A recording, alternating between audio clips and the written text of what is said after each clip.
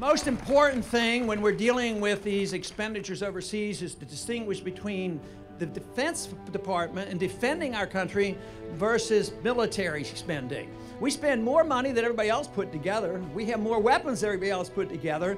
Who's going to invade us? Who's going to lob a bomb on us in the near future? Nobody's going to do that. Our greatest threat today, worldwide and in this country, is a financial collapse. And that is the reason we have to understand that debt is bad. It's a debt system. The monetary system is based on debt. The whole entitlement system and foreign policy is based on debt. So this is the reason. My suggestion is that in the very first year, to make that point, we ought to cut spending in real terms by $1 trillion. And this could be done. This could be done, of course, by changing our foreign policy. Why do we still have troops in Korea? Why do we have troops in Germany? That subsidizes their countries, not our country. Why are we in these endless wars? And the truth is, they're planning on more wars. And we can't even keep up with them. We don't know how many countries we're in, but I think we have about 900 bases in 138 countries around the world. And right now, the plan is they're just itching. The other candidates say, when are we going to go get into Syria? Why don't we start dropping bombs on Syria? When are we going to hit Iran? I mean, it's on and on. I'll tell you what, the Republicans are going to be in big trouble unless they come our way and decide they want a president who's more for peace than for war is what they need.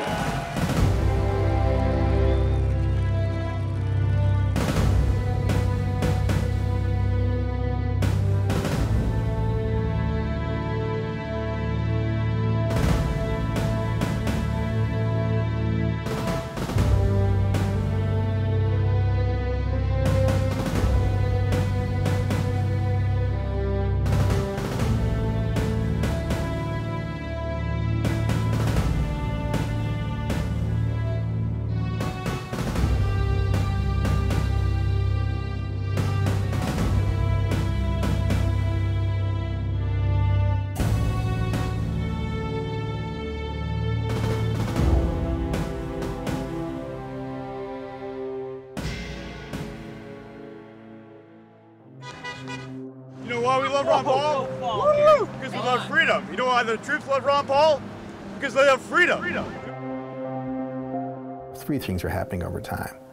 One is that a younger generation of voters are coming of age, and these are people that are less tied to mainstream media, and so if you can get your message out there, you're better able to reach them. I think one of the problems with Ron Paul winning the over 60 crowd, even though he's a senior himself, is that crowd isn't very plugged into the internet, and so if it's not on the mainstream news or somebody didn't specifically talk to them, they're less likely to just kind of vote for Ron Paul. But with this younger group is coming up, I see a lot of things happening with people being involved in local activism. I see more and more people coming to our viewpoint, not just on economics, because you hear now Newt Gingrich and Herman Cain talking about the gold standard. They were ridiculing it during the campaign. You see people coming around on foreign policy and realizing that, like all the talk about an attack on Israel, and then you've had different people from, different intelligence chiefs from Israel, current and former, saying that would be a bad idea. And so people are starting to see that the foreign policy isn't necessarily what it's cracked up to be. World War II has been over, since 1945, and we still have troops located in Japan and Germany, Korea. That conflict has been over for decades now, and we still have troops over there, tens of thousands of troops there. Your lowest non-commissioned officer, E5 sergeant on the ground, who has combat experience directing other soldiers, knows the basic idea that you do not put the people under your command in harm's way unless you absolutely have to. Barack Obama, George W. Bush, Mitt Romney, and others through our history, other presidents that we've had, have demonstrated that they have no respect for the Constitution. They really don't care about the American people, and they have no clue of what it really takes to keep us safe. A war with Iran, unfortunately, I think could be extremely destructive, not only to the Iranian people, but to us as well here at home. And like I say, I don't consider myself anti-war. If we have to go to war to defend ourselves, then I'm all about self-defense. But perpetrating violence on another nation, I want no part of it. I do not want my name attached to it. And by God, Barack Obama, Bush, potentially Romney now, I don't want them to do it in my name. Once you know what's going on with the wars, nobody wants to be part of that. It doesn't matter what race you are, how old you are, when you start to realize what's going on, those issues will unite you. While I was there, I was very much about trying to help the people, the local nationals. I really wanted to see our mission there succeed. And I wanted, by the time we did leave, I wanted them to be able to have life, peace, infrastructure, all the things that we said we were going to give them or we were going to help them with, And regardless of whether you think that's right or wrong, that was what I felt like I needed to be doing there, was trying to build bridges and trying to, at least on an individual level, let people know that, regardless of the politics, on an individual level, I want to help. And I didn't see that attitude displayed everywhere in everything that we did. And I mean, it just comes back to the greater point that if you're going to go on a humanitarian mission, then you don't send soldiers. You don't send armed men. You send humanitarians. Now, I would hope that the American people would never allow United Nations soldiers or Chinese soldiers or Russian soldiers or some other nation's military to carry out armed operations here on American soil. But let's just step back a second and say that we did. Let's say we did let that happen. And they came in to achieve one particular mission within a set time frame, and then they were going to leave. The longer that they stay here, and especially if they accomplish some of their goals and then say, well, now we need to do this, and now we need to do that, and they keep coming up with justifications for reasons to stay on our soil with armed people to make something happen, to carry out a mission here on American soil, I would be one of the first people to stand up and take up arms and say, get the hell off of American soil. I can relate to these people in Afghanistan who maybe even when we first invaded said, yeah, we're glad that you're here. Thanks for coming. Some people did want us to help. But after all these years, what have we done now? More soldiers have died, more Afghani and Iraqi civilians have died, and my understanding of the Constitution is that we're not supposed to let the President of the United States or just the executive authority in general carry out wars overseas, again, in perpetuity, without any checks and balances on that power, which I believe the Constitution originally intended that the Congress have. I'm all for defending America. I love the country. I would die today for it. And my grandfathers both have Purple Hearts. They served in one march in North Africa under General Patton. Other was a submarine sailor, and my dad was a Vietnam veteran. So, I have a long family line that's people who served in the military. We are 100% behind the soldier, the sailor, and supporting our troops.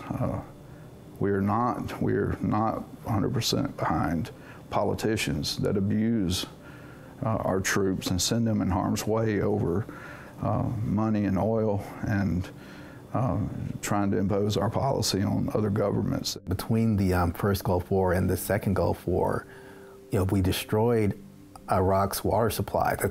That's actual government documents from the U.S. military. We destroyed Iraq's water supply, which is an act of war, which is not an act of war, it's a crime against humanity. And then the sanctions that we had on Iraq wouldn't let them bring in the chemicals they needed to rebuild their chlorination plants to purify the water supply. Then we said, oh, there's oil for food. Well, you can get baby powder, but if you don't have clean water, what good does it do you? Madeleine Albright was asked a question on 60 Minutes. Leslie Stahl said that it was estimated that 500,000 Iraqi children had died as a result of sanctions. And what did she think about that? And Madeleine Albright said, well, that's a heavy price to pay, but we think it's worth it. Well, I don't think it's worth it.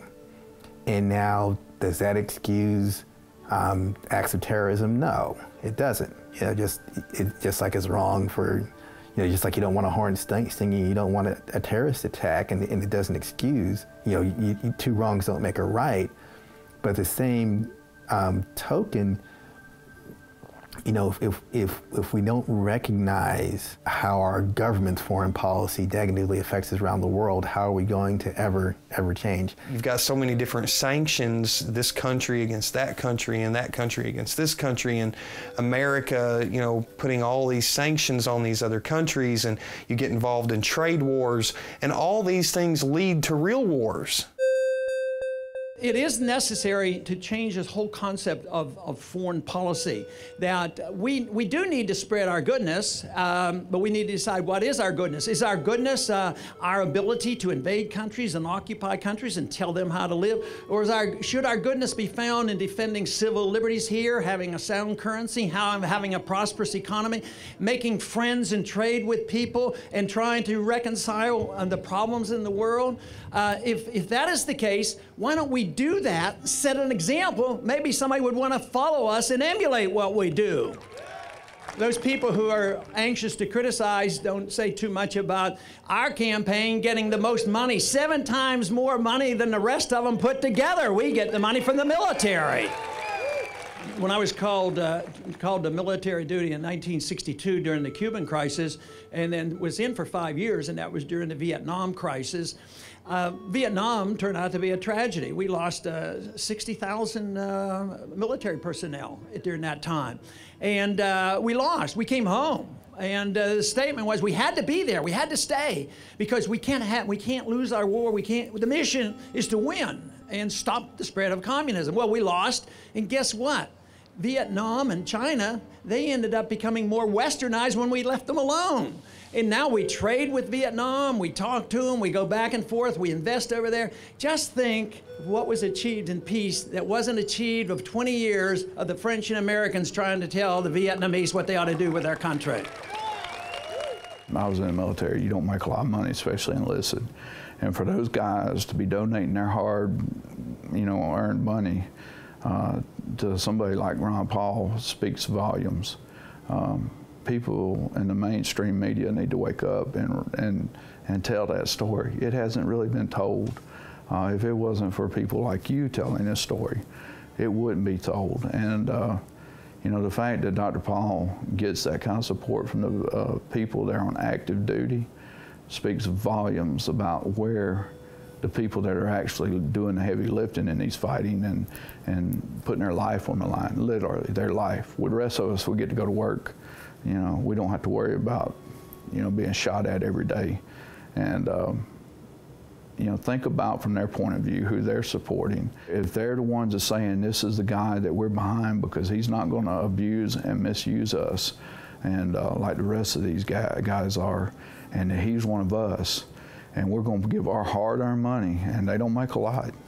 If they're going to give it to him, the rest of the country needs to take note of that and realize this is the guy that the troops are behind. Maybe they should get behind them too, if they claim to love the military.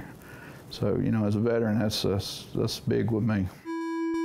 People want to talk about it's a voluntary army these days. You don't have to join. You don't have to take part if you don't want to. That's true. But let's think about that for a minute, what a voluntary army means. A voluntary military means that somebody does have to make the conscious decision to volunteer to join a fight. Well, the way I put it is, why wouldn't veterans support Ron Paul if you believe in the Constitution, if you believe in human freedom, if you believe in individual liberty? Then why wouldn't you volunteer to do everything that you can to save your own country and to secure that freedom for your kids into the future? Why wouldn't you? And why wouldn't our country expect veterans who have already volunteered for military service to protect this country from what we saw happen on September 11th, 2001, why wouldn't you expect us to volunteer, to be the first to volunteer to stand up to an overreaching federal government as well? To start the wars because somebody might get a weapon someday, it makes no sense whatsoever. You know, statistically, I'll bet you could find, and I've seen stories about this, the large majority, if not almost everybody in Iran does not want to have a war. You know, they don't want to be attacked and they don't want to be bombed. I'll bet you their leaders don't even want to. But there's tough political talk. Then there's tough political talk on our side why we have to go over there. But do the people want the war? This is the reason that we have to speak out. And unfortunately, if things don't change, it will end. The foreign policy will end, but it's going to end in real tragedy because this country will be bankrupt and we won't be able to form. That's how great nations usually are brought down. That's how the Soviet system was brought down. I think the fact that Ron Paul, I mean, he's a military veteran. He's a surgeon, and you know, the fact that, you know, he's a doctor that served in the military, he gets it, and there's no way anyone can tell me that President Obama or Governor Romney get it on the same level as Ron Paul. You know, the fact that he's actually served his country and he recognizes the horror and ravages of war and is willing to stand behind the veterans. When I got back from Afghanistan and I was discharged from the military and I got back to the States and re-engaged with civilian life, I felt like my eyes had been opened to the fact that there's just way too much government intervention in every part of our lives. You know, it spreads, it's not just about the non-interventionist foreign policy of Ron Paul, but the whole non-interventionist message in general, a message of a voluntary society. It really comes back to the idea of self-ownership. And the government, the federal government, why should they be involved in those choices? I caught Ron Paul's message of individual liberty and it just rang true. For the first time in my life, I don't just care about issues. Because I've always been an issue-oriented person. I've always been interested in taking up issues that advance the ideas of individual liberty and laissez-faire capitalism, you know, free markets, and everything that goes with the government basically staying the hell out of people's business and letting them live their own lives according to their own belief system. As long as you're not hurting anybody else, the government shouldn't be involved. And I just guess I naturally gravitated towards Ron Paul because he does have, not only in word but in deed, in his actions, he has a long distinguished career over many decades of actually keeping true to the Constitution. During the whole campaign, I think this was the big message that did not get through to the masses, and I still don't think it's all the way through. Ron Paul is not an isolationist. What he is he's a non-interventionalist, and basically, if there is reason to go to war, as the president, he goes to Congress and declares it. This is what the Constitution, anybody that studied ninth grade history and what the Constitution's about, or any took a basic civics class, knows that the onus is upon Congress to declare war. It's not the president's job to declare war. That's what dictators do.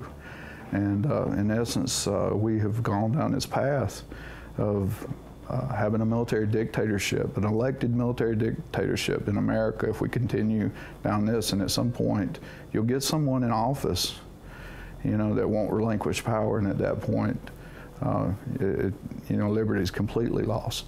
Ron Paul respects the Constitution, and he does it the right way, even if it's not understood or if it's not popular. And he will go before Congress and ask for a declaration of war if that's what the people want. The message of the founders of our country was that, you know, they desired that we would not have entangling alliances with other nations where we would get involved in so many conflicts, and, you know, because it does bankrupt us. But even more than the financial and the economic costs of war, there's a human cost of war. There's a moral, a cultural decay, a social decay that happens, and a decay of our civil liberties that happens when the government takes on war powers.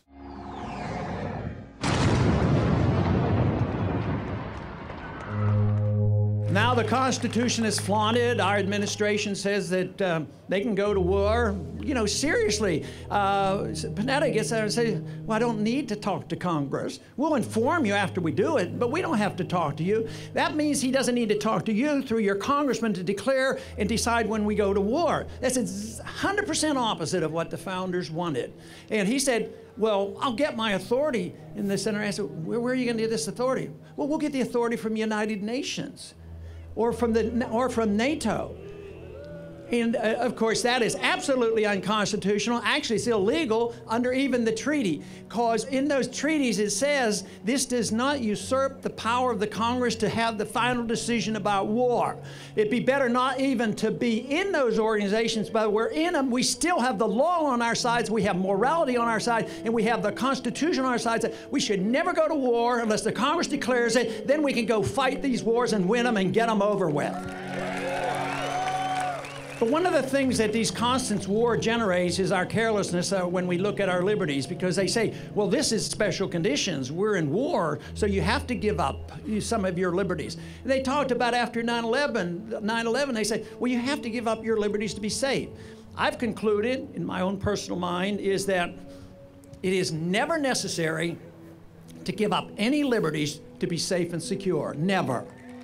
We were advised of giving up liberties for our safety. We'll end up with neither, and I'm afraid we're approaching that. We do not have our liberties. They're being constantly undermined. Our liberties are being undermined, and as far as the threat from a terrorist, it still exists because of the foreign policy and aggravating people and just pestering people. So we're not safer, not more secure, and individually speaking, we're unsafe. But today, it isn't like we have World War II and we have to compromise our liberties and we put the Japanese Americans in prison camps and then we release them and we sort of backtrack a little bit. Today, it has been decided that we're in perpetual war around the world because anybody who looks like they might be a terrorist, we are going to fight and involve and invade countries forever and ever. So therefore, your civil liberty is going to be under attack forever and ever unless we reverse this whole mentality of what our foreign policy is talking about.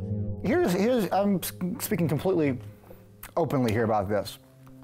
And it's not something I'm proud of saying or feeling, but I just didn't know. You know, I was ignorant. And there wasn't any wars growing up, so I didn't know what it was like for a country to be in war. And I was taught, like I said earlier about the Republican thing, and you know, we're the right ones and we're fighting for freedom, we gotta free the world, and that was my mindset. So whenever we went to Iraq the first time, I was like, yes, we need to go, you know, get Saddam and free the country.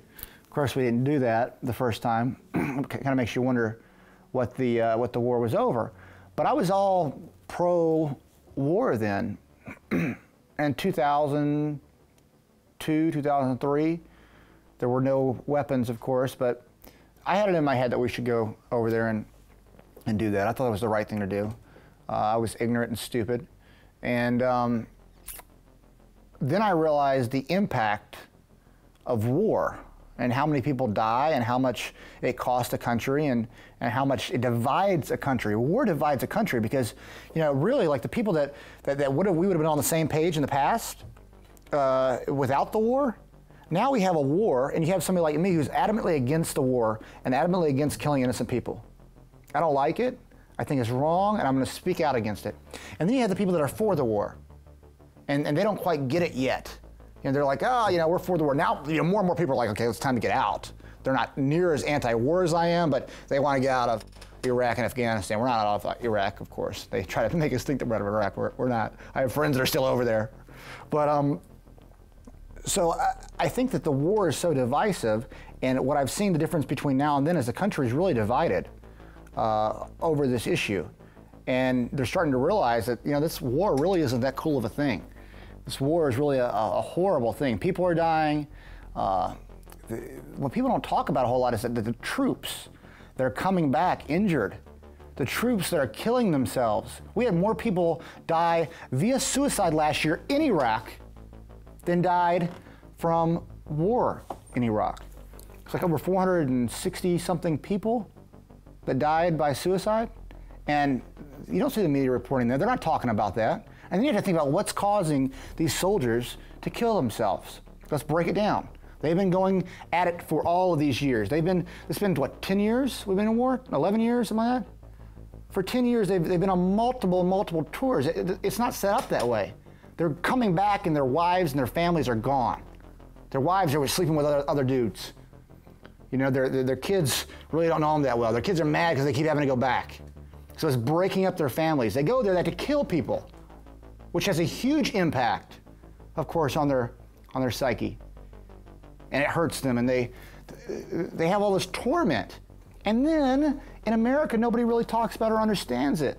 So they feel like we don't care about them, and we do care about them. But there's a group of us that care about them in this instance right here, but there's a huge group, the mass majority, don't even know what's going on. The rates of divorce, substance abuse, domestic violence, suicide, PTSD, other disorders, anxiety and depression disorders that don't even necessarily go all the way full-blown post-traumatic stress.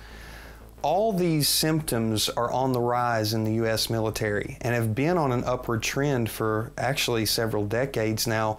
But since the kickoff of the wars in Iraq and Afghanistan, they've skyrocketed. And I don't think that we should allow the legacy of this generation of veterans to be that we came back and killed ourselves. What the enemy could not accomplish overseas, we're coming home and doing to ourselves.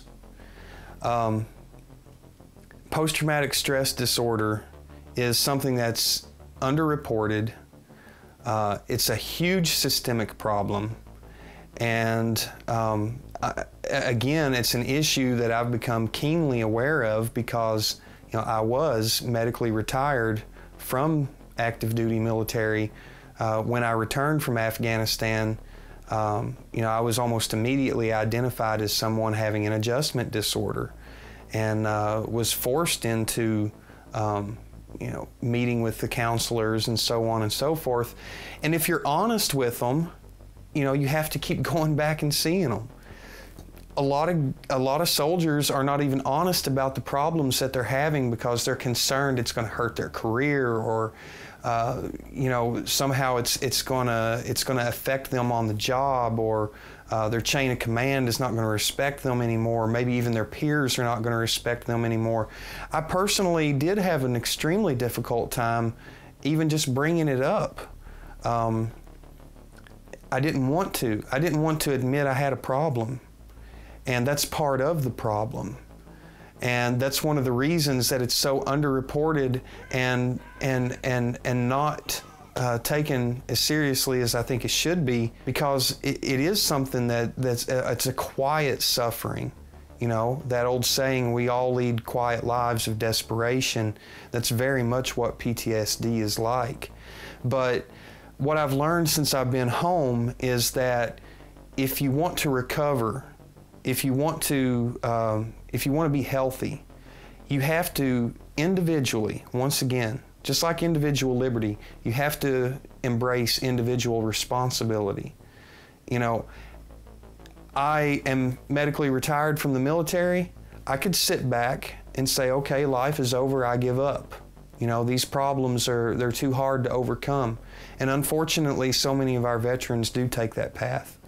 But again, I think it's an individual choice to embrace, yes, I'm going to recover. I'm going to move forward. You know, in the military, there was this old saying, you know, you pick it up from basic training on, always forward. Another one is drive on. You know, when we were overseas, it was always, you know, something bad happens, drive on. It may not be exactly the same thing, but it's still a similar concept. Do you give up, or do you continue the struggle? For too many veterans, they've given up. And it's affected me personally. You know, I have a very close personal friend of mine who took his own life after a long bout with post-traumatic stress disorder. And, you know, here's the irresponsibility of our government and the incompetence of the bureaucracy of government again, because you've got a guy that joined the Marine Corps, was discharged after being in Fallujah for post-traumatic stress, decided that he wanted to ignore the situation and come back into the military. The Marine Corps wouldn't take him back, so he came back into the Army.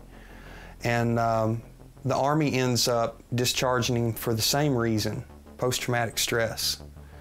And you know, guys like this will take a very proactive approach sometimes and do really well in their own recovery for a while, but you know, it can catch up to you as well.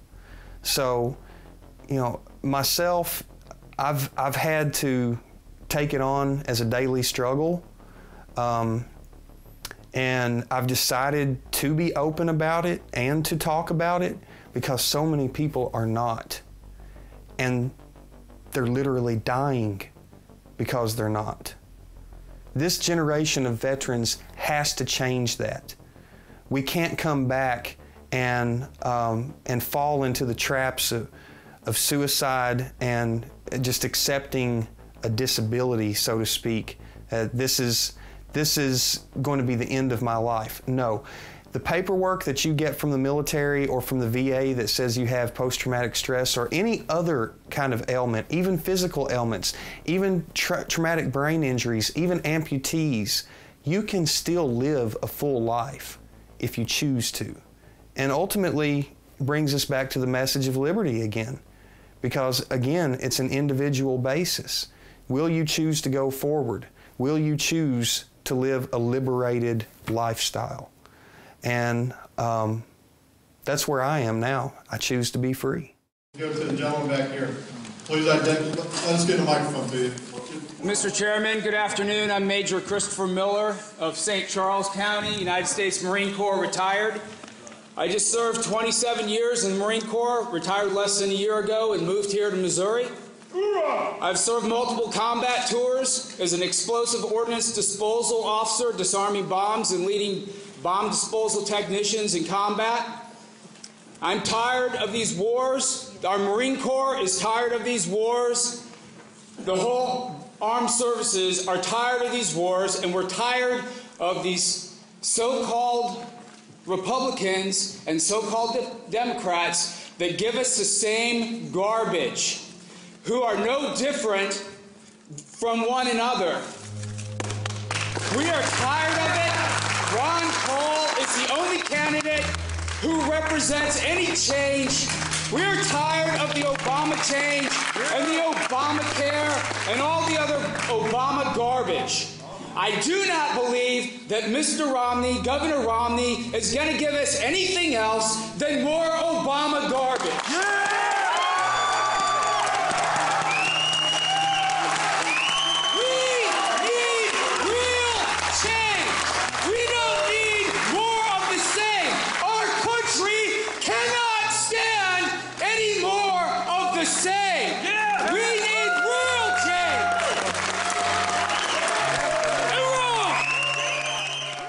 I think that the country's changed over the years, since I was growing up, back then I didn't understand what war was. I don't think most of the country remembered.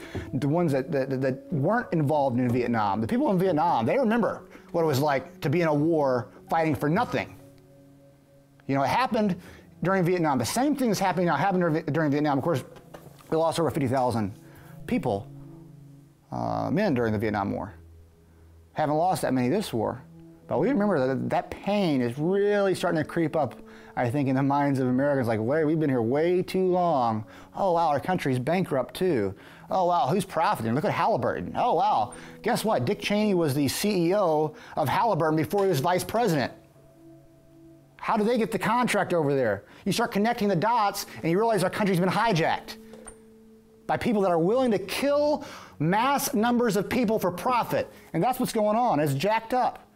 People have to stop sitting around just chilling and thinking everything's great and waving their little flag and really realize what that little flag really means. That means doing what's right, fighting for our freedoms here if we're attacked, if somebody attacks us, not going and starting wars. We should lead by example, a peaceful example. If we think that we can run the world by blowing things up, then we have a sad, sad day coming, because this power that America has will be yanked out really fast. And I hope we wake up. I hope we wake up quickly. If you want to take the moral high ground, then you cannot claim the use of the initiation of force. And I think it runs contrary to the ideas of Christianity and of many other worldviews and philosophies and religions. If there's that old cliche about what would Jesus do? Well, I just don't see Jesus starting a war that didn't have to be started.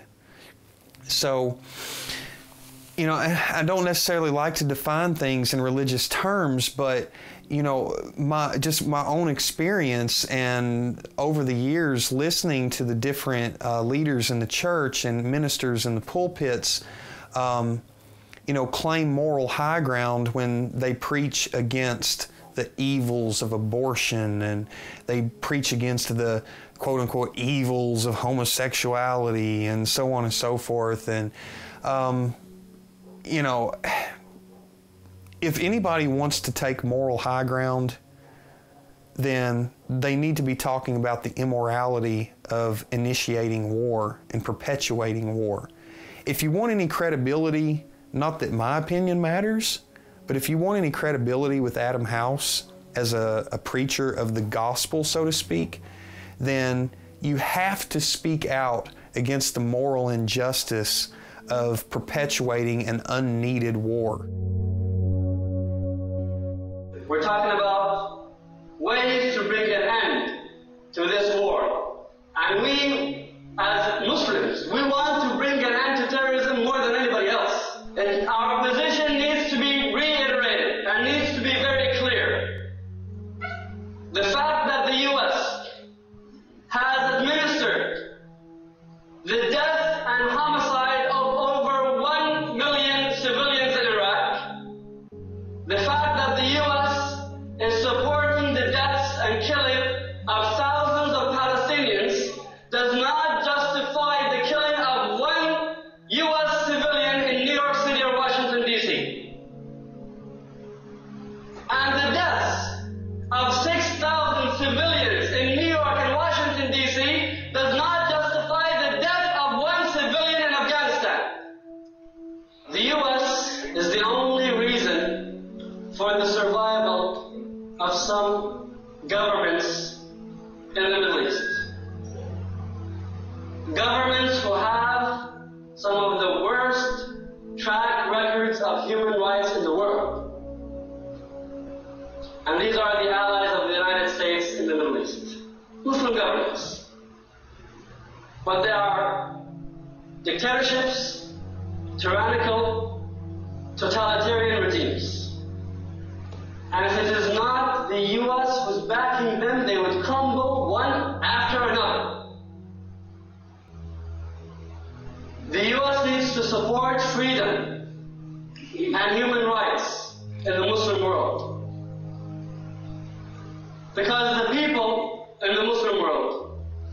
only saw America as their enemy when they saw America supporting these governments. They had nothing against America. They are concerned with what's going on in their own countries. But because they try to change the situation in their countries, and they fail because whenever they try to change it, the U.S. comes and helps their so-called allies, that is why they're turning their anger towards the U.S. Most people in this country are Christians. They ought to read what the Scripture says, what Christ says, and do some soul searching and not be bloodthirsty, because Jesus Christ does not condone. And you know, I'm a believer, and I know this. You know, it's very clear in Scripture that Jesus Christ would not condone what our country is doing to other countries right now. It's absolutely wrong. It's a violation of Christian doctrine. And what's amazing to me is there's this bloodthirsty aspect that's associated with a lot of the establishment that's going on in the Republican Party. And at the same time, we're wasting treasure over there when we're in one of the worst economic recessions in a long time. One thing that saddens me is that so many Christians have taken the "we gotta bomb them, we gotta kill them over there before they come over here" attitude. And, you know, Jesus said that that perfect love casts out all fear. He said that you're supposed to be loving your enemies and praying for them. That includes Al-Qaeda, you know. You're supposed to be praying for your enemies, not trying to see. And I understand there's self-defense, there's reasonable self-defense. But when we're going around dropping bombs in somebody else's country, that even countries that had nothing to do with 9/11, that's not, you know, that's not self-defense. Today, one of the most common questions I'm asked on the campaign trail is having to do with very important events going on in Afghanistan. What would I do about Afghanistan? Of course, I think most people know what I would have done a long time ago. I wouldn't have been in there. I wouldn't have been occupying Afghanistan. But their argument is, isn't that where Al-Qaeda came from? Don't we have to, I heard somebody state today, another candidate, and said, oh, well, we have to stay there until we can assure that the Al-Qaeda will never return to Afghanistan, because that's where Al-Qaeda came from. Al-Qaeda passed through Afghanistan, that is true, but it was also financed in Saudi Arabia. 15 out of 19 were Saudis. They also passed through Germany. They also passed through Spain, and they also passed through Florida and got their flying training in Florida. So this idea that we have to stay forever in Afghanistan in hopes that the Al-Qaeda doesn't come back. Well, Al-Qaeda, which is in a way a more militant group of people than the Taliban, well, during the occupation by the Soviets, we allied ourselves with those same very people. We were on the side of bin Laden when the Soviets were involved. So this whole idea that we have to stay there and reform them. Guess what motivates the Taliban? One thing. Get rid of foreign occupiers. I would say to reduce the threat, why don't we just take good advice and leave Afghanistan? But it is true, some of the other candidates are starting to talk differently. And even our president's starting to talk differently. Oh yeah, we will leave in a year or two.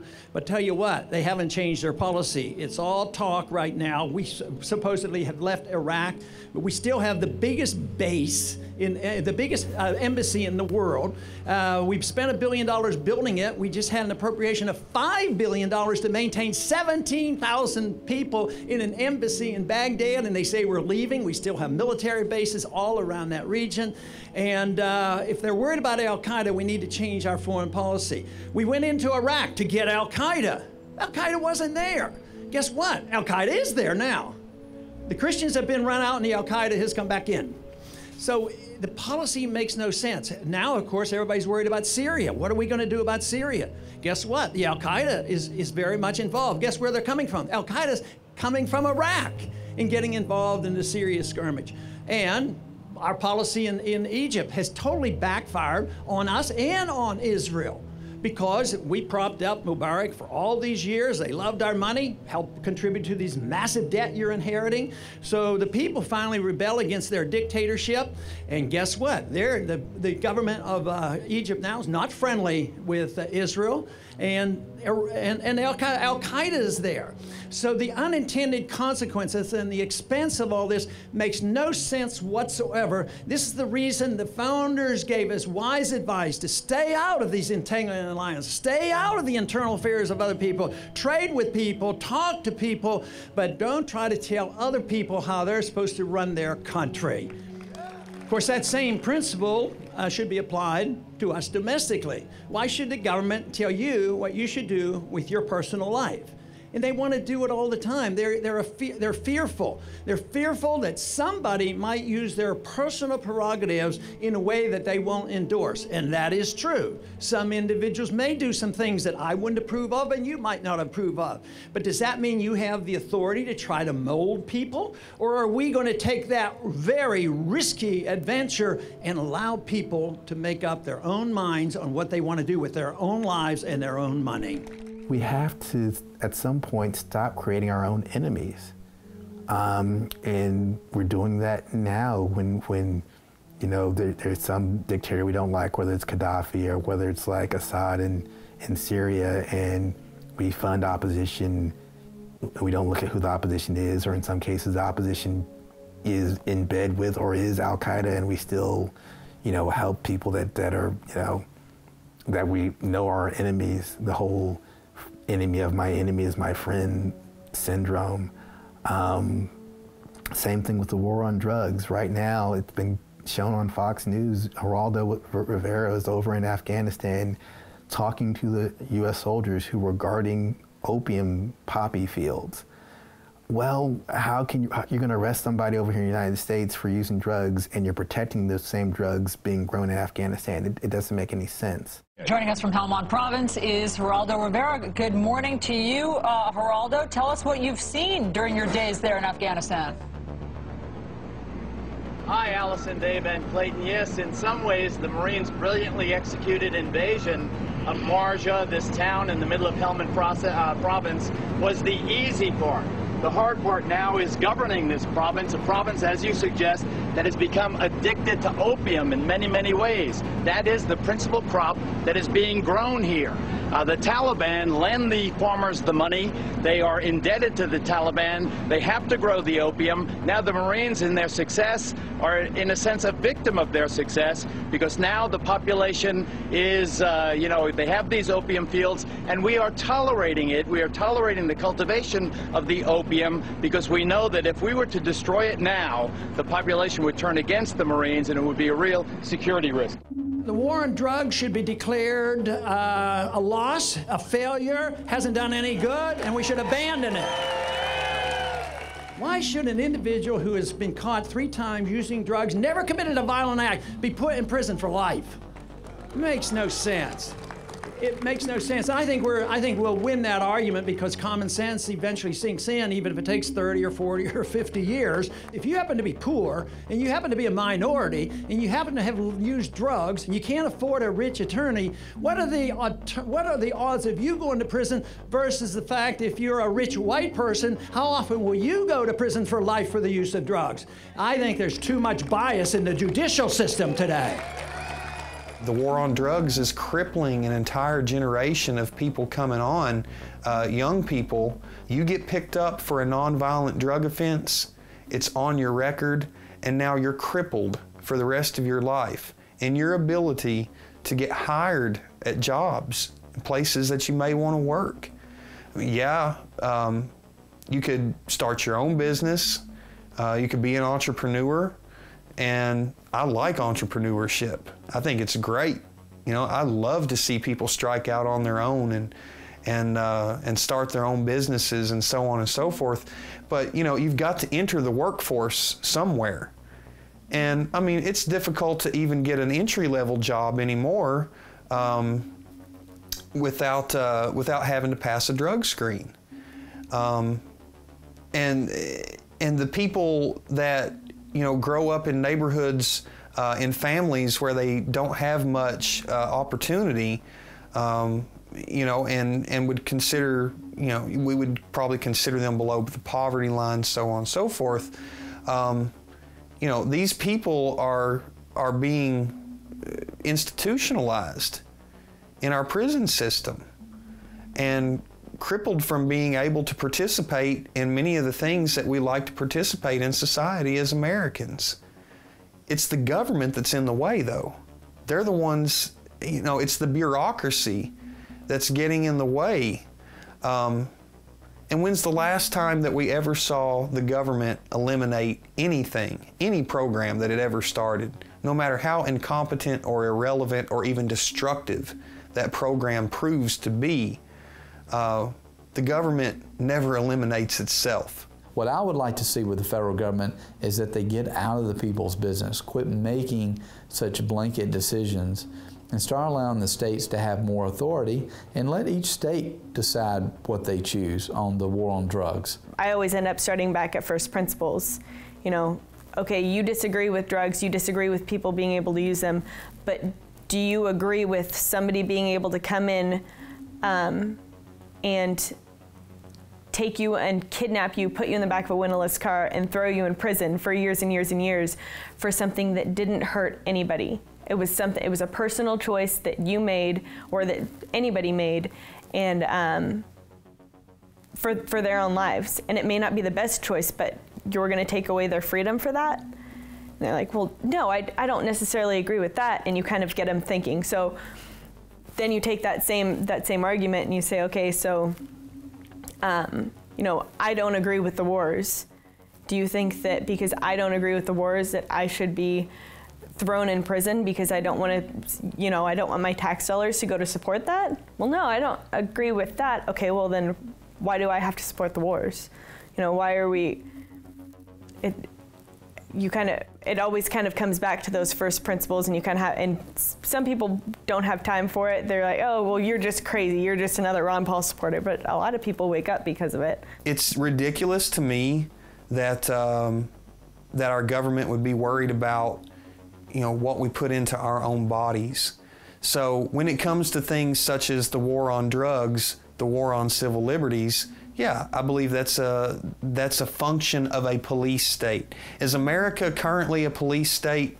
I think that's debatable, but I think we're quickly moving in that direction. And the longer that we let these overseas military occupations continue, and which provides, once again, the excuse for our federal government to claim war powers, even here on our own American homeland, on our own soil,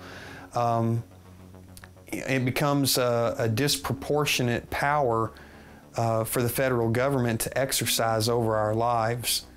And it does worry me because, you know, the philosophy of liberty in general is it's under attack. And there are a lot of good people, even in government, you know, well-intentioned people. Good people that just are trying to make a living. Some people that aren't even really keenly aware of what their job is doing on a larger level than just their individual experience of earning a paycheck. But, you know, I would like to see conscientious objection all over our federal government. The drug war isn't something that's out there to keep us safe anyways, but these people that are supposed to be keeping us safe, these are revenue generating things. These are, they're not doing this to keep us safe. They're doing this because, one, they're breaking us down and getting us used to this kind of thing because we haven't been before. We've been pretty free up into these points, but in the last couple of years, it has become a police state. You can't go to the airport without getting groped. You can't go down the other night coming home, I saw, at 3 in the morning coming home from work, I saw 6 people being pulled over. 6 people. That's insane. I don't live in Compton either. It's not, you know, the presence is everywhere, and it's really scary. And it's not the same. They're weakening us and turning us into shut-ins. It's time that the public said, no, the cops are going to be liberty-minded. They're going to follow the Constitution. Cops used to never carry guns. But, you know, they're so busy getting in everybody's face and stopping you for no reason and just trying to hurt people so they can make money, but really for their own enjoyment and for their own sick sense of amusement. And it's time we start electing liberty-minded, local people so that our local officials and local judges and prosecutors and psychotic district attorneys who are charging everybody with everything are saying, no, I can't do that because the Constitution won't let me, Mr. Prosecutor. We've got police patrolling the streets. You know, they used to be there to protect and serve. Well, you can go online and see video after video where the police are brutalizing people for simple traffic tickets. Or at these Occupy Wall Street rallies, you see them pepper spraying crowds and shooting tear gas off into crowds. I mean, it's gotten way out of control. And people see that. And so it makes them passionate just like it did back in the day during the early stages of the Revolutionary War. I mean, the British soldiers came in and just started imposing themselves on the citizens and demanding that they pay their taxes and you know, they had curfews and checkpoints and stuff like that, and all of a sudden citizens just said, you know what, we're not doing that anymore. And I think that's where a lot of people are at right now. They're not having any more of it. The way I see it right now is that individual Americans who still believe in liberty, who still believe in freedom, understand that the government has become more aggressive towards us. And you can see examples everywhere, every day. Just watch a few YouTube videos, read a few stories in the news. Our federal government is coming down on people all over the country right now, and with a show of violence. Jesus does not try to force anyone to serve him. Likewise, I would not try to force anyone to convert to Christianity, okay? Jesus is perfectly willing to answer people's questions when they come to him. If you look at the life that Jesus led, most folk came to him and asked him information. He never went trying to force anything on anyone. He did say, when you go out and you try to evangelize, if they will not receive you, shake the dust from your sandals and keep on stepping. The point that Jesus was trying to make about his house is, this is my house, I can control what's in it. But I'm not going to go outside of my house and try and make other folk do what they don't want to do. Therefore, as a Christian, this is what I believe. I'm not going to try and force it on anyone else. That's being in line with our constitutional principles. The right to pursue happiness as we would like without infringing upon the rights of someone else who don't want to believe. In every area of life, from your home to the windows you put in your home to now mortgages and loans and every step, you cannot sell an egg to your neighbor. It's a federal offense now to sell an egg to your neighbor without going to the government first, apparently. My father got through the Depression by selling eggs to the old folks' home. If he was alive today and I told him it was illegal and he'd go to prison for selling eggs, he'd go, what has happened to the country, you know? Although he was somewhat of a Democrat, if you ask me. I think what's shocking to me is how in the last 12 years we have gotten so far away from the Constitution, and there's been such an attack on the Constitution, whether it be under George W. Bush's administration with bills passed like the Patriot Act, which destroyed a lot of our civil liberties, or under Barack Obama's administration with the passage of the National Defense Authorization Act.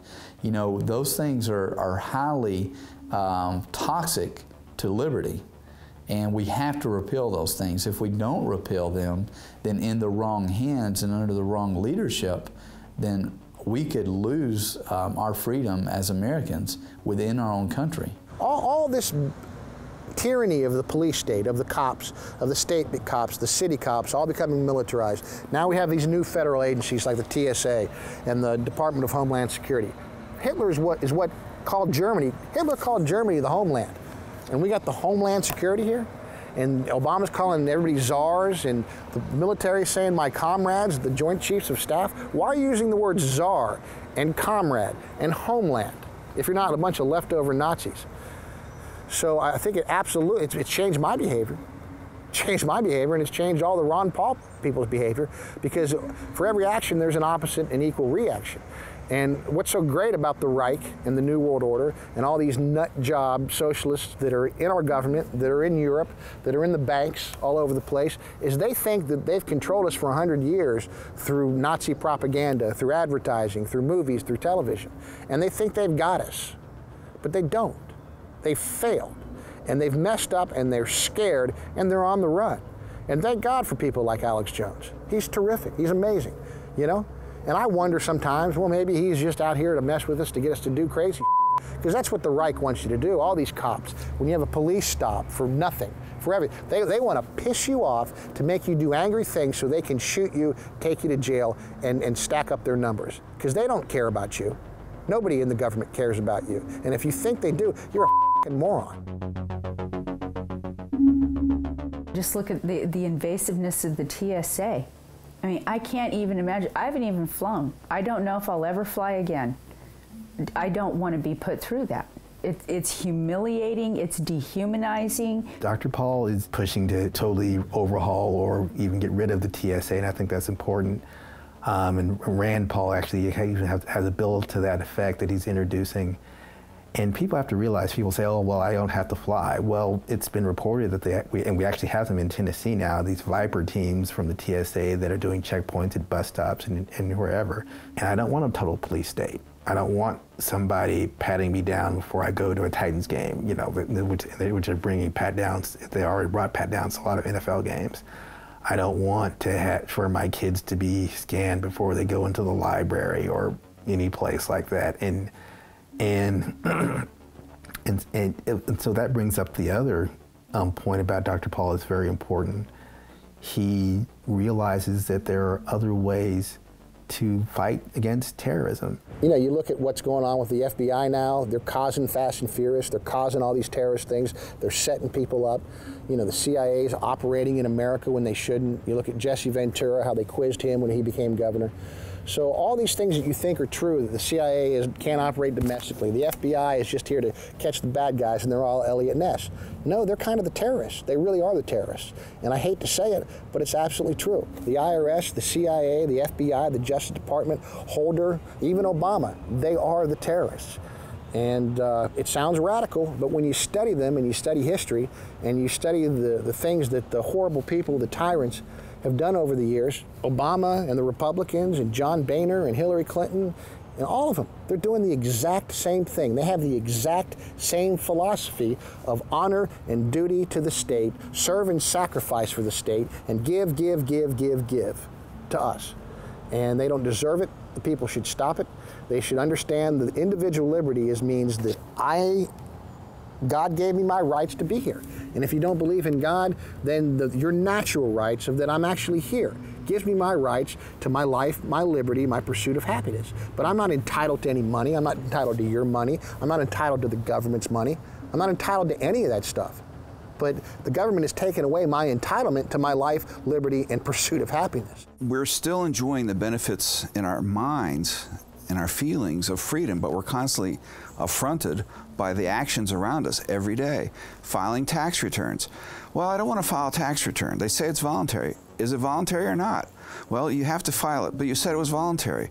But I don't want to file it. Well, okay, but I don't want to sign it. Well, if you don't sign it, it's $5,000 fine.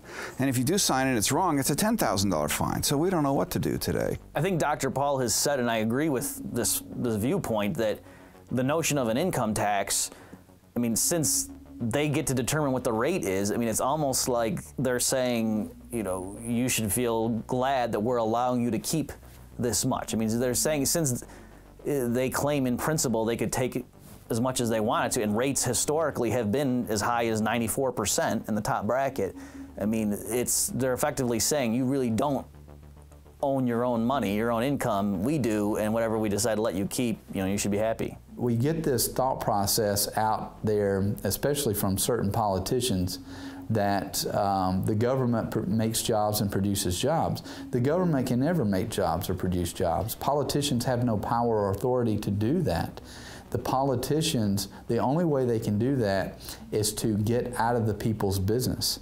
Once the government gets out of people's business, then you produce jobs because there's not as much taxation.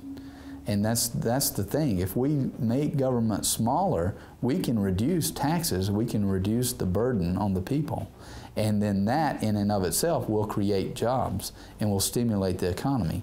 Part of what sometimes gets lost in Ron Paul's message is that, you know, when he talks about cutting spending, that he's like the first thing is pulling back on the empire and on a lot of discretionary spending and so forth, and then helping people to transition out of dependence on government. It's not like, oh, let's cut people off and let them be sitting down the street. No, that's not, it's never been his position. If we do away with the income tax, oh, well, what are we gonna do for all these people in need? Well, we help those people in need. We, the people, help the people in need. Philanthropy. You know, there's a lot of good Americans out there. Look at what happened in Haiti. I mean, Haiti happened, I forget the numbers, I could be wrong. I think it was like, the American people donated $1 or $2 billion, right? And what does Obama do? Which is great, yeah, they're donating to Haiti. There could be some scams going on there that happened over there, but the American people got together and they donated all this money, which is what America's about. That shows that we're giving and caring people. What does Obama do? Obama gives them like $200 million of the taxpayers' money. And I got a problem with that. Why? Because if I want to donate to Haiti, it's my right to donate to whoever I want to. But who the hell is he to take my money without asking me and just give it to him? And it's a good point that the American people raised 10 times or so what the president gave. So he didn't need to do that. Get out of the way. And that's a good example right there of the government getting involved in something they shouldn't even be involved in. The American people took care of Haiti. Get out of the way. We don't need you. We don't need you spending our tax money on this. We got this. It's a good example right there. When you open the newspaper, look at every article, even the ones that are from Republicans, and they'll say, well, I just think we should never pay, as George Bush said, no more than 30% of your income is taxes. What? That's a progressive comment. Our senators are progressive, the whole thing. So what Ron Paul is saying, what's so different is he's advocating principles. Principles of freedom, of liberty, of following the Constitution. The Constitution is principles put into concrete form as a protection for people who are rational. That's all it is. So when you get into arguments with the progressives, Republican or Democrat, don't fall into the trap of arguing outcomes, because you can go on forever. They can say, well, if I come around and put a gun to everybody's head in the whole city and force them to equalize their income, our income will be equalized overnight. That's true, but it's not a moral thing to do. But if we do it another slower way, it's still not moral, but they'll advocate that. And you can advocate doing it slower, and they can advocate doing it quicker, but you're still advocating both an immoral solution. What we have to do, as Ron Paul proponents, is switch it to principles. The principle is you have a right to exist, you have a right to work and keep the benefit of what you earn, you have a right to live your life the way you want to. And what happens when you become that, and what we used to be as Americans, there's a feeling you have. There's a feeling of freedom. It's like your mind is not so stressed. You're not worried about what the government's going to say to you. You're not worried about whether you're keeping up with this. You're following your own path. And that's what freedom's all about. And we've lost that feeling. We've lost that understanding of what freedom is like. Something that's really close to my heart is raw milk, actually. That's been a huge controversy in a lot of states, but in my home state of Missouri, I actually know a family who got in trouble with federal agents for selling raw milk. They have a family farm and they produce it. And if you're not familiar with that, it varies by state, but in some states it's illegal to sell it, or in some states you can sell it, but you can only sell it from your farm. And if you, say, deliver it to somebody, you're breaking the law. I mean, there's two issues here. First, when did it become the government's job to determine what kind of food we consume? Is it really their job to protect us? And do we want that protection? And also the fact that it's actually been proven it's healthy food that they're trying to put controls on. I've done a lot of research and convinced that raw milk is far more superior than, the homogenized, pasteurized stuff you get in the store. But anyway, it should be up to the individual to decide for themselves what they believe is best for themselves. So that's something I'm hugely passionate about, bringing local food production back. And Ron Paul is totally not about regulating any of that. You know, I've heard of other people, raw milk farmers, you know, they raise goats and they got arrested, and that's a very small thing, but still, if that doesn't wake you up to what's going on, what else is it going to take? If we don't even have the basic right to obtain and grow and raise the food that we want, how are we going to expect to keep any other basic liberties? So the president tells us he can declare war when he wants under the United Nations, but he also tells us that he now has the legal authority to assassinate American citizens. Somebody asked him about what about the rule of law. He says, oh, we'll discuss it among our little group. That'll be the rule of law. And they said, well, what about the Constitution? He said, oh, it's constitutional. He said, I'm the commander-in-chief. And anything that is not prohibited in the Constitution, I, as a president, am allowed to do. That is a gross distortion of the Constitution. The president, and as your president, I would follow this. As president, presidents can only do those things that they're explicitly permitted to do. Of course, that applies to the Congress and the courts as well, and we have drifted so far from that those things that were not explicitly given to the federal government were to be maintained by the people and the states. And that is, unfortunately, there's not much left of that today, because we have massive surveillance ever since 9/11. Quickly after 9/11, they passed a law they had been trying to pass for years. But within days, they passed the ill-founded and ill-named Patriot Act. I'm convinced that the Patriot Act would not have been passed if they'd have been more honest with us. If they would have called it to repeal the Fourth Amendment Act, maybe somebody would have voted against it. Congress hasn't helped us much at all. I mean, the president takes some of these prerogatives on his own, but the Congress could stop the wars. They could just defund the wars and they'd have to come home. They don't do it. But what about the bill that they passed last December and sent it to the president? He signed it on January 1st as well, and that's the National Defense Authorization Act. Here's a bill that repeals posse comitatus. It says the military, for the first time in our history, can arrest any American citizens for infractions for civil laws. And the worst part about it, it says that it can hold an American citizen indefinitely in a secret prison without a trial, without an attorney. That is not part of the America that I have come to understand. I don't believe we'll survive unless we deal with this whole concept of assassinations and Patriot Act and arresting people by a U.S. military and no trials, repeal of habeas corpus, essentially that. We are known now more for a country that promotes assassinations and invasions and occupation. But what about this whole principle that's been around for about 10 years now? And it's shared, unfortunately. They talk about more bipartisanship, but I see the bipartisanship doing the wrong things too often. I mean, it's been bipartisan support of the Federal Reserve that is our problem. But on foreign policy, you get a lot of bipartisan support. And there's bipartisan support for this concept of preemptive war. That's a fancy term for starting the war. That's a fancy term for aggression. Neoconservatism, to me, it kind of goes along with the nomenclature, at least in the Republican Party, where you have Republican in name only. They call them rhinos. And so they claim to be Republican. They claim that they love the Republic, that they love the Constitution, that they're conservative candidates, that they're socially conservative. And then what they do when they get up to Washington, like Senator Corker, who I'm running against here in Tennessee, and he claimed to be conservative, he claimed he was going to vote for the Constitution, and we saw the opposite of that. He voted heavily against the Bill of Rights and the U.S. Constitution when he voted for the National Defense Authorization Act of last year, of 2011.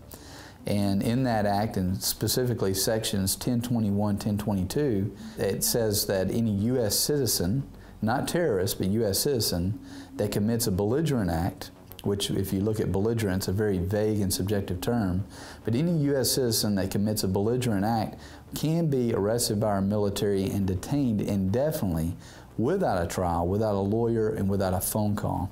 Now that's very, very powerful, a powerful act that destroys the people's freedom.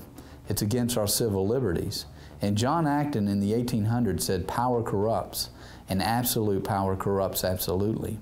And Senator Corker and many other neoconservatives have destroyed our Constitution. They've destroyed what our founding fathers worked so hard for and what our forefathers fought and died for, which is liberty, which is freedom.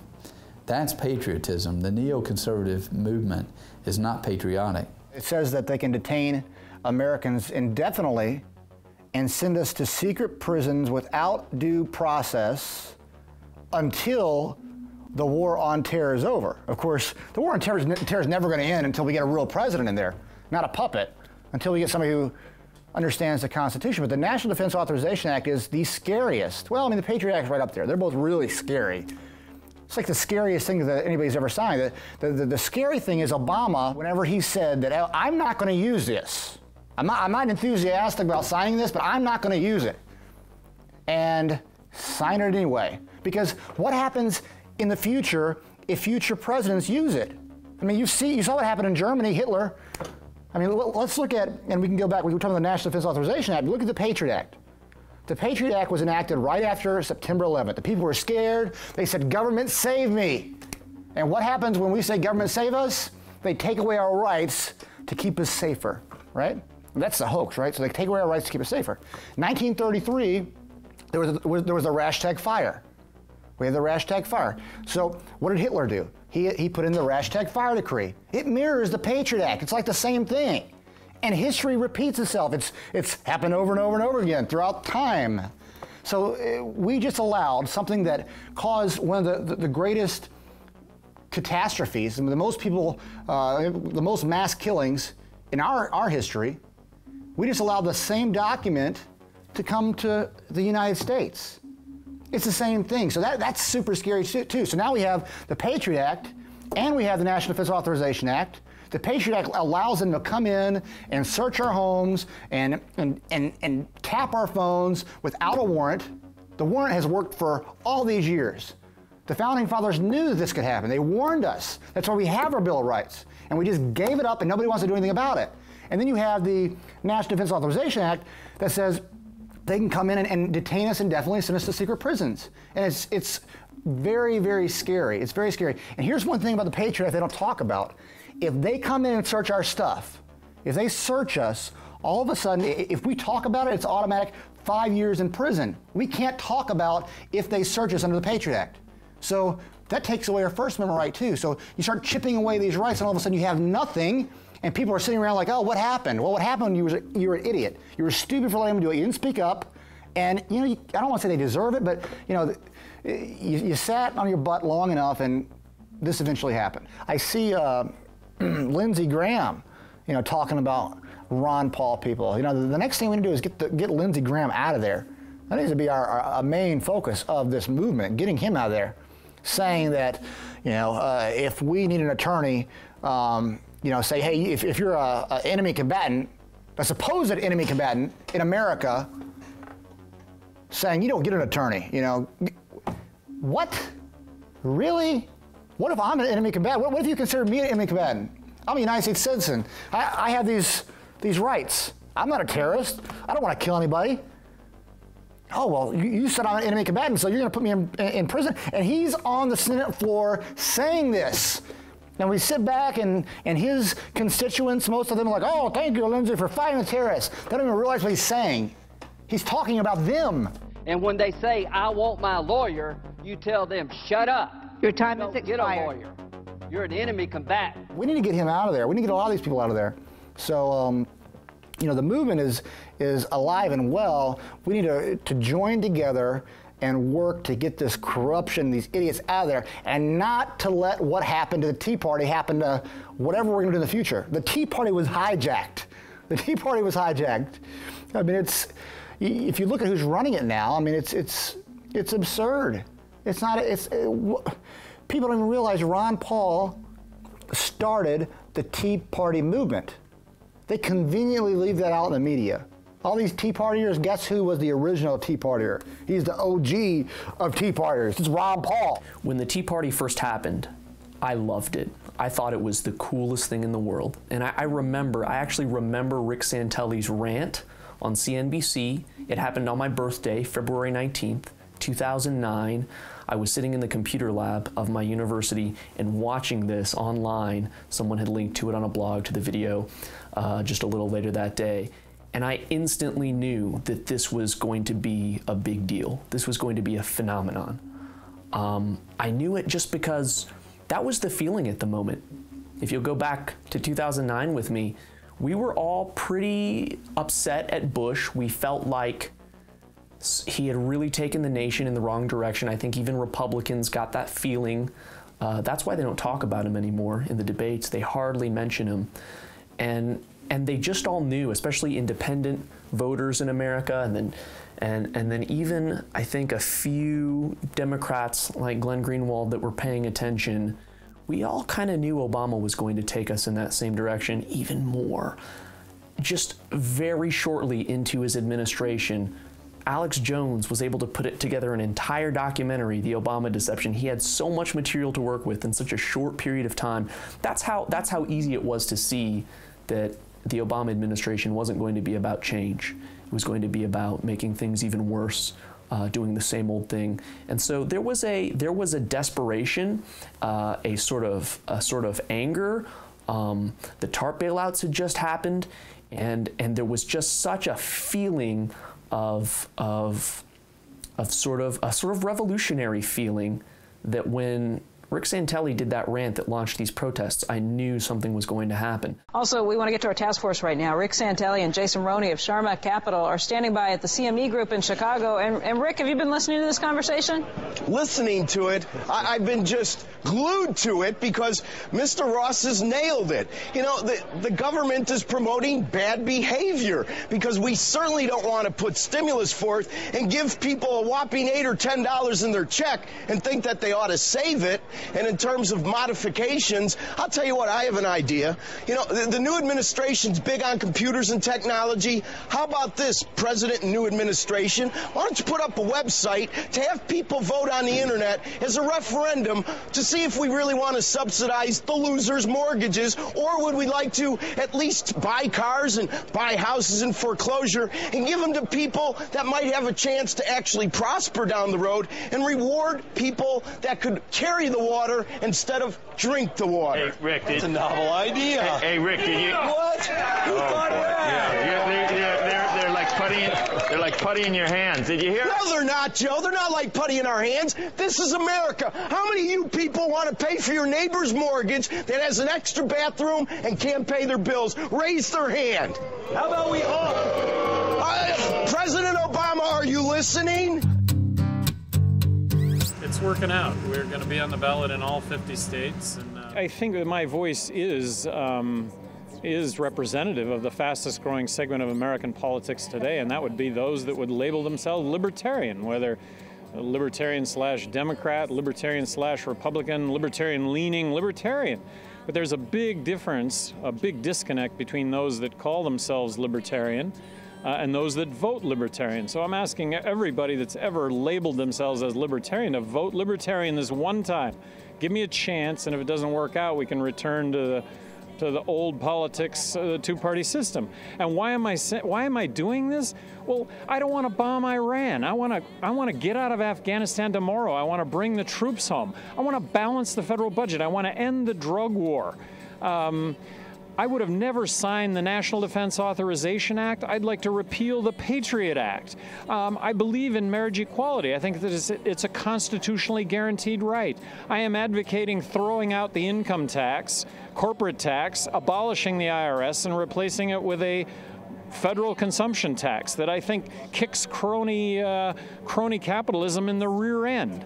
So there's some huge issues facing this country, and neither party seems to want to address the solutions that go along with the problem. So somebody's going to step up and continue this message, and in this case right now it happens to be me. What can we do to make a change? 'Cause we just want to be free. We don't want this police state. We just want love and liberty. Call up a friend, send a message. Tweet it up or make a YouTube video. Speak your mind with education. The knowledge will start to grow. So make a YouTube video. Make a YouTube video.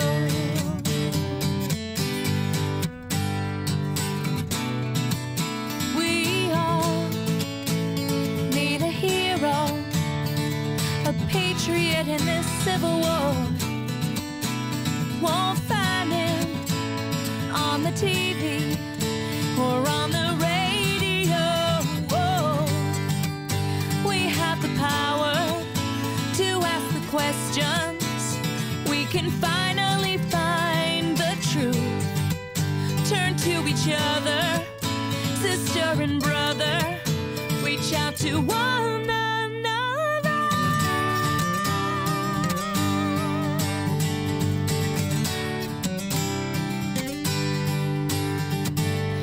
Call up a friend, send a message. Tweet it up or make a YouTube video. Speak your mind with education. The knowledge, it starts to grow. So make a YouTube video. Make a YouTube video.